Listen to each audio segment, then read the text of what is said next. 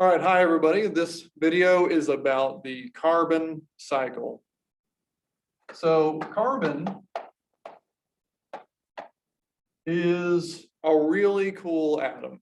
It's one of the 118 atoms that are that we know of that exist in the universe that are all labeled out on the periodic table, and I'm pointing that way because in my room that's where it is.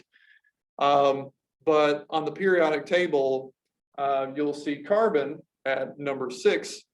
And carbon is a very important atom to life on Earth because all life on Earth is what we call carbon-based. And the reason why all life on Earth, and when I say all life, I'm not just talking about us, I'm talking about animals, plants, bacteria, everything on Earth is carbon-based if it's a living. Okay. So, and the reason why I'm saying it's carbon-based is because it has the atom carbon at the backbone of every molecule that makes up every living thing. So remember, all living things on Earth are made up of 4 biomolecules that we learned about in a different lesson, and those are carbs, lipids, proteins, and nucleic acids. So these 4 molecules are the biomolecules. So these 4 biomolecules make up every living thing on planet Earth, but they are all primarily made up of carbon. So that's why I say all life on Earth is carbon-based, okay? So where do we get our carbon from? Well, in terms of animals, people, we are animals, okay? We get our carbon either from other animals or plants. Okay.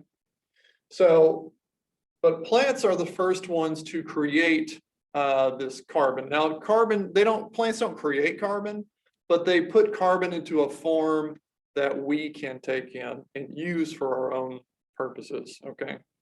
So carbon is in the atmosphere, it's everywhere, it's in the ground, it's in the air, it's in the water, but the only way that we can take it into our bodies and use it for our own purposes is if we eat it, is if we eat carbon, okay? We can't breathe carbon out of the atmosphere. We don't breathe in CO2, we breathe it out, okay? So carbon is everywhere, but it's not in a form that we can take and use for our own purposes. But plants, of course, take CO2, there's the carbon and CO2, they take CO2 out of the atmosphere and they turn it into a molecule called glucose, which has carbon in it. Now, I call glucose the food molecule because it's really the main molecule that is in your food that is what gives you energy, okay? So here's the carbon in the glucose. Plants make glucose from air. And then animals will eat that glucose, and then we will either eat the animal, humans will either eat the animal or eat the plant or eat the animal that ate the plant. Either way, we are getting our carbon from animals or plants, but it all started in plants, okay? So that's how we get our carbon. But this carbon gets cycled through the environment, right? We breathe it out, we breathe carbon out into the air, and plants take it out of the air, turn it back into food, and then we eat the food, and then we breathe carbon back out again, and then the cycle continues. But that's not the only way that carbon gets moved throughout the ecosystem. So we're going to talk about a couple of different ways other than what I just mentioned. Okay, so in this picture, we have just different things on the surface, and then we have water and stuff underground, and then we have the air. So we have atmospheric CO2. This is just CO2 that's in the air, okay? Now, there are things that put CO2 into the air, and there are things that take CO2 out of the air. So let's look at each one. So the things that put CO2 into the air is a process that we call combustion. Combustion puts it into the air. Now, there's different kinds of combustion. There's combustion from like volcanoes, or there's combustion from factories and the burning of fossil fuels, which is a human thing. Okay, so there's natural ways, and then there's man-made ways of combustion. Also decomposition. So when things die, plants and animals, they die, they get broken down by the bacteria and the fungi in the soil, and they release carbon into the atmosphere. So that's another way, okay, that CO2 gets put into the air.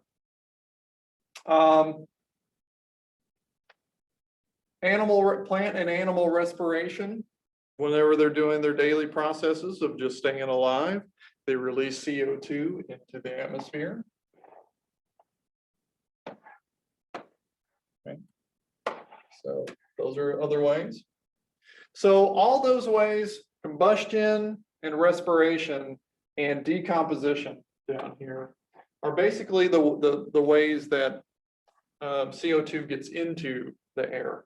But there are things that take CO2 out of the air. And we just talked about one a second ago, and that was photosynthesis, okay?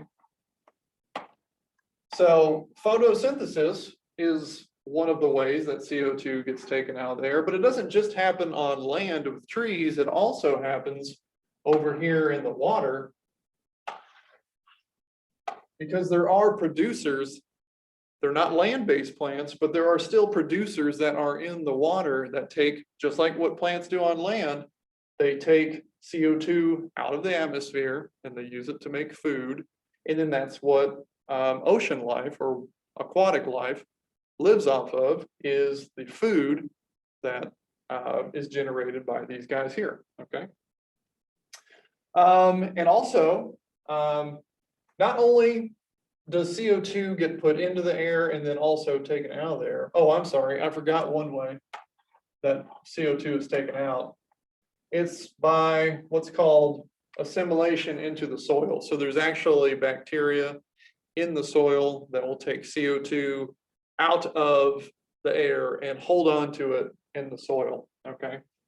So when the bacteria takes CO2 out of the atmosphere, it stores it in the soil. And the ocean also stores a lot of CO2 as well. So some of the CO2 that goes into the ground or goes in the ocean, it doesn't come back out again unless you make it come out, okay? Another way that CO2 gets, or carbon, I shouldn't just keep saying CO2, I should say carbon. Another way that carbon gets stored in the soil is in the form of fossil fuels. Okay, so after things decompose, like dead animals and animals die, right? All the blue, by the way, is it being taken out of the environment or out of the atmosphere and being stored, okay? So when plants and animals die, they decompose, and over a long period of time, they turn into peat and then coal and then oil, and that's what we call fossil fuels, right? So these fossil fuels would normally just stay in the ground, but then we do a man-made combustion where we then take this carbon, all this carbon that's supposed to stay in the soil, and we are putting it back into the atmosphere. Okay. Now, trees and the plankton, plankton are the organisms in the ocean that do what trees do on land. They take CO2 out of the atmosphere. They do help to take some of this stuff that we are putting back into the air out, but we're putting it into the air faster than the plants and the plankton and the soil can take it out. So there's this accumulation of CO2 building up in the atmosphere, which is what's leading to global warming and climate change. But we're not going to get into all that. My point is, I just wanted you to know about fossil fuels. Okay, that's what we're combusting. That's how the CO2 the carbon gets back into the atmosphere, is when we burn it. Okay, so the thing that I was talking about is I wanted to talk to you about what we call carbon sinks. Okay, carbon sinks are places where carbon is held and stored for long periods of time The ground is a carbon sink and the water is a carbon sink. Okay, so when the ocean is cold, CO2 will actually dissolve into cold water. Okay, this is just a principle of science. CO2 dissolves more easily into cold water than it does warm water. So when the ocean is cold, it stores a lot of CO2. Okay. Sorry. So when the ocean, like I said, is cold, CO2 goes in and it dissolves more, and then the ocean holds more of the CO2 in it.